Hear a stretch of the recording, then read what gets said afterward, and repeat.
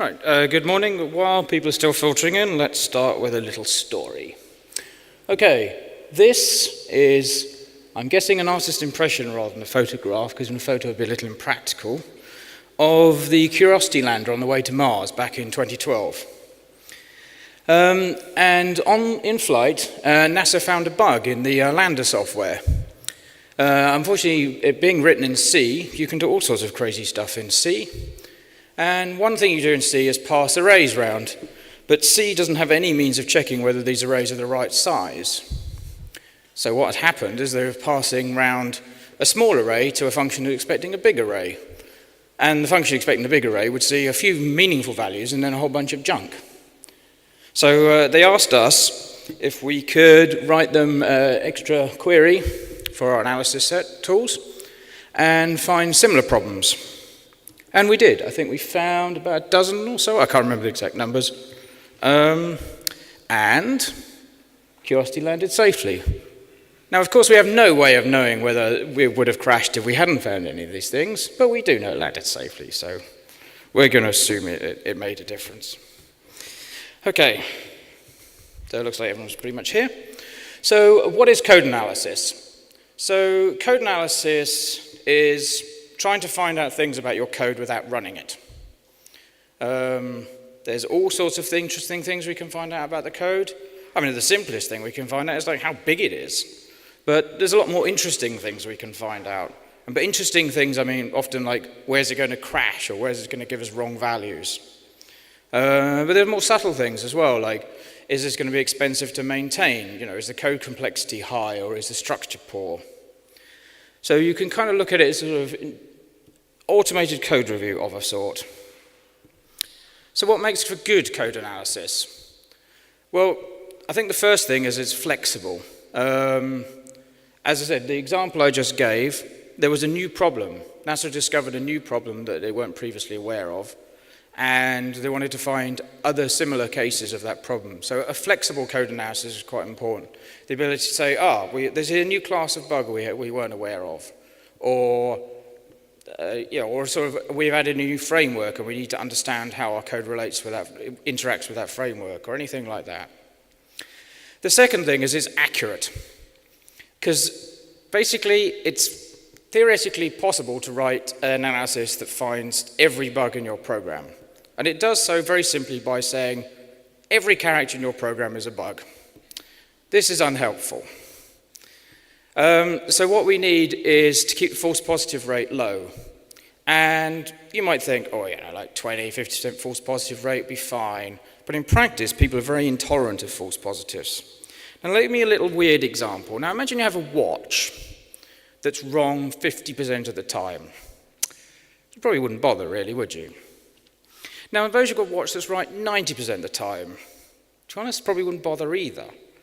But if you've got a watch that's right 99% of the time, then yeah, it's good enough. I mean, unless you've got to catch a plane or something super important, then you probably want to double check. And it's the same sort of analysis. It's really as that false positive rate drops, the value and trust you can attach to it. If you don't trust something, you just don't use it. And the last thing is insightful. So it has to find non-trivial things. Now, I can write a tool. I'm sure you can. So, like looking for PEP 8 compliance. Now, it's easy to get it right. If it's your coding standard, you want to stick to it. But it's not terribly insightful. It doesn't tell you anything terribly interesting. You might care rather more about things like cross-site scripting vulnerabilities, or just crashing bugs or anything like that, than whether your code's formatted properly. So, can we do this for Python? So traditionally, it's easier to analyze statically typed languages. So you're probably aware of type hints, PEP 484. Guido pushed for this a few years ago. There's now MyPy, which will analyze your type hints. So you can add some sort of static typing to Python, but it's pretty uncommon. And we need to analyze the code you have, not the code that you might theoretically write one day. So can we do this with Python? Because there are no type declarations. There's lots of runtime checks. There's lots of code that says, is this callable? Is this none? And then those conditions need to lead into the code, and we need to follow those and understand all those. There's no even fixed set of variables. You define a variable by just assigning something to it. And also importantly, we need to know those things that we cannot understand. So even though, and I'll show you soon, we can understand a huge amount of Python, there's always going to be weird corner cases. Things where people dynamically generate classes from database fields and so on. That's really hard, if not impossible, to do statically. I mean, it's possible if you know you're doing that and you have the schema to write custom analyses that introspect the schema and so on. But generally, that's not really feasible.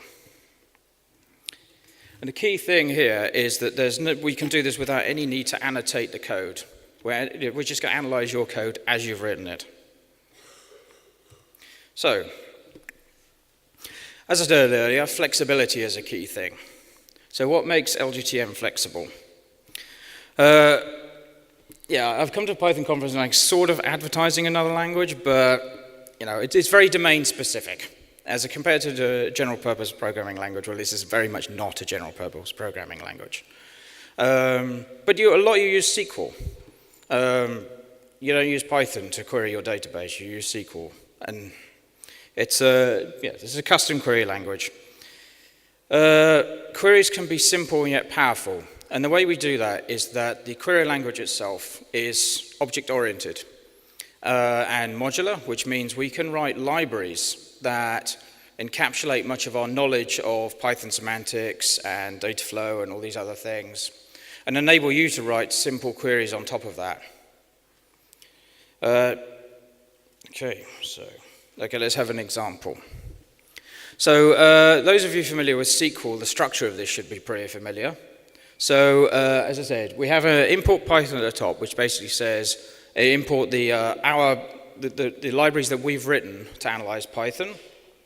Then the from clause just basically says these are our variables, the variable declarations. The where clause is specifying how the relationship between those variables. As I say, there's a relational database. The relation is the key thing here. So I'll just go through this. So we're looking for loops, an expression, and if you look at the first line, the relation between the for loop and the expression is that the expression iter is the iterable of the for loop. Class object, which is our static approximation to the sort of dynamic runtime class objects, which is broadly akin to a class declaration in the source code, but may differ subtly in cases where, in dynamic cases, I won't go through the details there. And an AST node, which I'll come to in a second, which is just a point in the code, and that's an origin so that we can give a meaningful result. So we're looking for the iterable, where the iterable refers to some value, we don't care what the value is, of a class that comes from a certain point in the code. And the key thing with a class is that it's not iterable, and this is the thing I was saying about knowing what we don't know. We haven't failed to infer the information about that class. It might be possible that the class inherits from a meta class that for some reason is not in the code base, or it's just purely, genuinely too dynamic for us to analyze. And then we just do a select clause, and we say, right, well, show us the loop and show us where the problem is. And I will show you this query or something very akin to it in action in a minute. So that's flexibility. What about accuracy? Well, as I said, we need to keep the false positives rates low, and Python code is very dynamic. Particularly not the sort of crazy dynamic stuff that you kind of think of, where things are done with creating classes at runtime, pulled out databases from some other source. But more subtle things like something is, for example, well, give me an example. I think this is numeric processing stuff, so SciPy and similar things. A lot of mathematical code often pass around, like they'll pass a name, you can pass in a name of a standard sort of operation or you can pass in a function if you want a custom operation. And we need to understand like which is a string, which is a function, and the code will often have a test for, is this a string? If so, do this, otherwise do this. We need to understand all these tests and the flow of data between them. So, the first step in pretty much any program analysis is to produce an abstract syntax tree. Basically, abstract syntax tree is probably kind of how you think of the... No, is that not legible on the left? It is not very legible, is it? Okay, that's unfortunate. Okay, the code's very simple. It says numbers equals 1, and there are parentheses around the 1, and then for n in numbers, print numbers. Okay, I'll fix that on the published slides. So the AST is just a tree. AST stands for abstract syntax tree, and describes the syntax of the program. So if you have an assignment statement, is the first part, you have the highest level node is the assign, and then you have the left part, which is the target, and the right part, which is the value. The only point I want to make here is that it's abstract in the sense of it doesn't have lots of the details of a concrete syntax. So the parentheses around the 1 are discarded, and we're just interested in the 1. Okay, so here's an example. Now if I can get this to work, we'll switch to the... this is the online version of... See if I can full screen this, make it a bit bigger. No, this is not the one I want. Sorry about this. There we go. So, here's an example of a couple of errors on LGTM. Now, I was going to pull up some sort of real examples from real code, but I'm kind of keen on not necessarily sort of embarrassing anyone or pulling anyone out or naming anyone. So what I've sort of anonymized things. Although I am going to admit that this is actually from the Python standard library, because I think that it basically blames all of us, because we all use it, so we're all responsible for reporting bugs on it. So I don't think that's so bad. And it's just a simple thing where a key is defined several times in a dictionary literal. So this is, in this case, it's all organized alphabetically, but the analysis doesn't rely on that. So this is an example where you couldn't really find this just by scanning the code, but abstract syntax tree is enough information to give you enough information to find your problems. It'll find, with an abstract syntax tree, we can find very simple problems like this, but it's a bit limited. Let's go back to the presentation. That didn't work.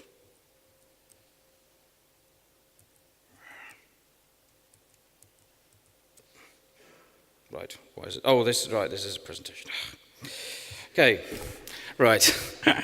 Yeah, that's the problem. You put the slides in case the other thing doesn't work. Put the screenshots in just in case, and then forget which is the screenshot.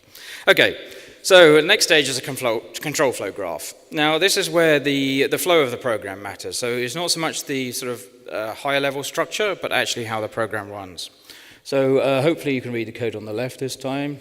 So a very simple function, tests whether something is true or false, and returns true or false. Not terribly interesting. The interesting thing is that there's branching control flow here, so that whether the test is true or false affects what the program does. And you can see that in the structure on the right. We branch left or true, and right for false. You see I've colored the true branch green and the false branch blue. This is extremely simple, but if it's not extremely simple, it doesn't fit on the slide. And the control flow graph allows us to find slightly more subtle errors. I'll just stick with the screenshot for now, I think. So maybe make that a bit bigger. Maybe not. Okay, can you read that at the back? No, okay. Right, let's go to the other one then.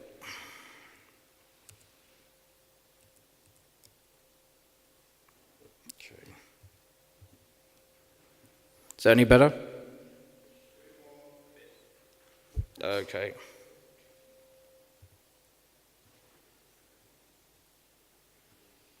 that doesn't work when it's full screened.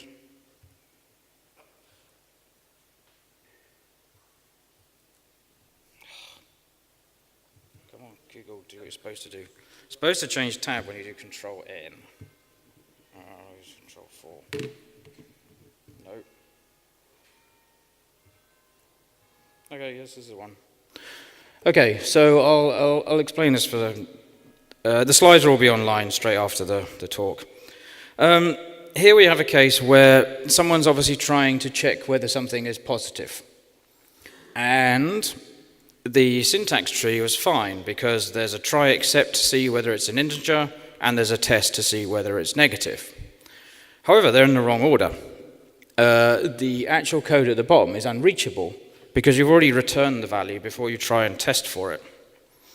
And this shows up nicely in the control flow graph, but not in the AST. Again, this is from real code, and I have conveniently forgotten where it's from, so I can't embarrass anyone. Okay, so I think I'm not going to do the presentation this way next time. Okay. Okay. So, there's our control flow graph, but unfortunately that's not always good enough either. So let's have a look at this case. Is there a bug in that? It was not really a quiz, so I'll tell you the answer is no. If we're printing numbers, we expect it to be iterable because we're going to iterate over numbers, which means the top, if we assign numbers to 1 and then we iterate over it, that's going to fail. But that won't happen because we've set flag to false at the same time as we set numbers to 1. However, the standard control flow graph isn't going to be able to detect that because the control flow merges back into flags and then we're unable to detect whether that's safe or not. However, we can apply a simple transformation and solve the problem. So what we do is we split the control flow graph. If we spot that there are tests where tests depend on earlier tests or they're a test of the same thing, then we can split the control flow graph and solve this problem. And this is an example of adding context to our control flow. So if we look at the example on the right, we can see that clearly the top test for if flags is dominated by the flags equals false, and that code won't get run. And on the bottom, the code will get run, but numbers is a tuple, so that's fine. Okay. So that was one example of context. This is our final example of context, and I think the final example of all this flow manipulation and the more abstract sort of stuff, which is call context. So again, instead of a test here, we have a call into a function which basically does the same thing. So we have, in this case, there is a bug or is not a bug? I can't remember. I think this is fine, isn't it? Yeah, this is fine. Okay. So we have a function print numbers, and if the flag passed in is true, we print the numbers, and if it's false, we don't. Generally bad design to pass Boolean parameters around that change the behavior of functions, but as I said, we're analyzing the code you've written, not the code we want you to have written, so we have to put up with that. And in this case, it is fine because we're iterating over the numbers as long as flag is true. And the first call to print numbers, flag is false, so we don't iterate. The second one, numbers, is an iterable, so it's fine. Again, this is a context, so what we have to do here is track the context of which call was made, and thus which values kind of associated with that. If any of you are wondering about scalability problems with doing all this sort of stuff, there is some issue with that, but it's actually not as bad as you might expect, and basically we just prune the graphs to keep things sort of tractable. Okay, so that's kind of more the sort of abstract computer science-y sort of side of stuff. We also need to understand actually how Python works. We need to understand things like decorators. Actually, decorators are more the computer science stuff because they are just higher order functions. But things like descriptors and how inheritance works and other such things. So let me give you an example of that. And if you couldn't see the early ones at the back, you've got no chance with this one, I'm afraid. Let's see what I can do to make this a little larger.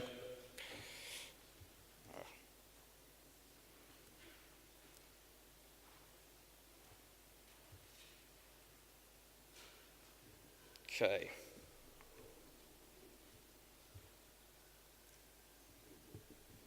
Yes, I accept cookies from my own website. Okay, so we import shell utils. Don't know how you're supposed to pronounce that. And this is just a little test that makes sure things actually work. We define a little class. And for some reason, we've decided in terms of like interpreter shutdown or whatever, we still need to access the shell util copy files, even though the shell util module has been cleaned out. So we copy it into our local namespace, and then later down here we try and call it. And this is what I was saying about understanding semantics, because this is broken. Because what we've done is we've taken a function and we've turned it into a method by assigning it in a class variable, which means that copyleft is now seeing self as its first argument, and it's what it and then it has one too many arguments. So what we should have done here is actually potentially assigned this in the initializer, which would have then just made it an instance attribute, and that would have worked fine. So that's a case of having to understand potentially inheritance, but also descriptors and how the difference between methods and functions. Okay.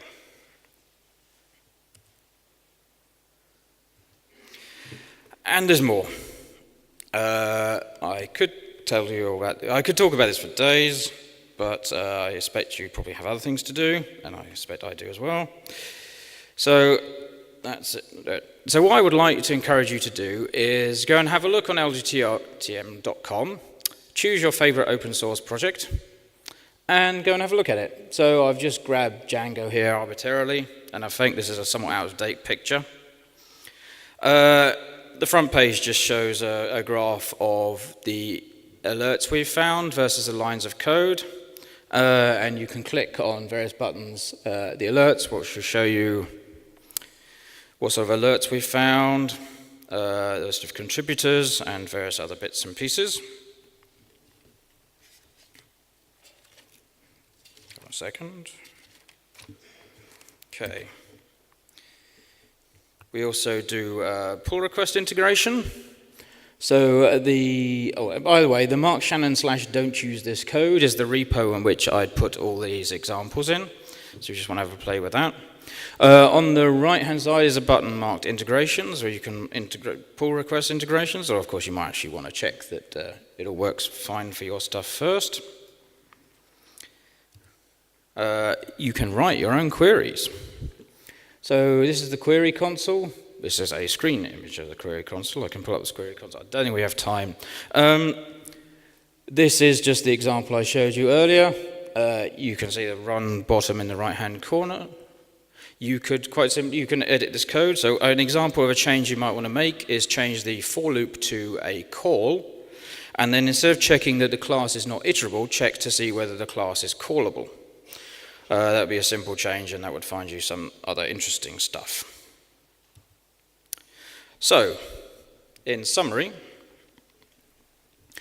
key three things are flexibility, accuracy, and useful results. So, flexibility, you can write your own queries. If you can potentially make the analyses understand your particular web framework or database, that's going to be quite a big job, and realistically you're not likely to be doing that, but it's something we can do. It means that we can adapt stuff quickly and extend things quickly. Accurate. If we keep the false positive rates down, there are a few false positives which are essentially unfixable, but they are very, very rare. If you do see false positives, please tell me. Tell us on the forum, or you can, I think there's bug tracker on GitHub. for the LGTM HQ, but probably easiest just go on lgtm.com and tell us on the forums. Yeah, regard pretty much any false positive as a bug. And insightful. Hopefully we give you useful information. A lot of the things that, I mean, going back to Django, you may have seen some fairly large numbers for the alerts. Many of those will be, you know, less interesting things that somebody might want to fix. And there's not too many of the big impactful ones, because it's a mature code base, it's well tested, so there's very few problems with it. But we hope that those that are a significant number of those that there are, we will find. Okay, so thank you. For more information about that NASA story or some less glamorous issues of finding vulnerabilities in Java web frameworks and other such things, just go to our blog. We are hiring. If this sounds interesting to you, come and talk to me. Go and look at semel.com careers. Yeah, just come and talk to me. And in fact, just come and talk to me anyway if any of this interests you in any way. Okay, do we have time for questions? 2 minutes. 2 questions.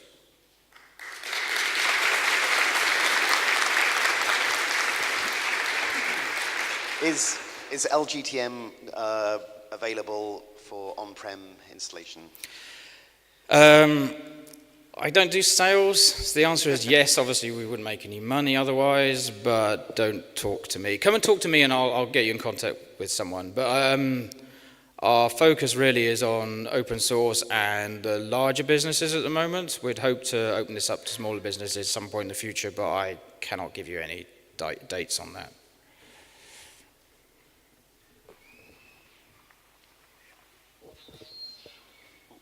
So I was just wondering how it compares to a fully typed code base with MyPy. Well, the easier way to compare it to a fully typed code base is to look at our analyses for C, C++, Java, or Java. So we can look for different things for different languages. So for Java, concurrency issues are a big deal. The also thing is it's easier in the statically typed languages to do things like looking for security vulnerabilities. For example, for a cross-site scripting attack, for example, you're basically looking for a flow of taint, is generally the term we use technically, from a request to a response. In a statically typed language, it's very easy to identify a request or response because they're an instance of a particular class. Dynamically typed languages, that gets a bit harder. You have to track things like the source, you have to track the sources of responses and requests as well as the things themselves. But the fundamental analyses are basically, as I say, all the stuff I showed you about call context, control flow graphs, and so on and so forth. These are kind of fundamental computer science things that apply to all languages. And then the language-specific stuff, obviously, is completely different for each language. So with regards to the statically typed things, so what the statically typed stuff will do is give us better information to start with. So we should be able to, again, it should give us more refinement. What statically typed things do is put considerable restrictions on you. So if you're prepared to accept those restrictions, you will have safer code. I mean, that's kind of just how it works. Okay. Okay? Yep. Okay, any more questions, just come and talk to me.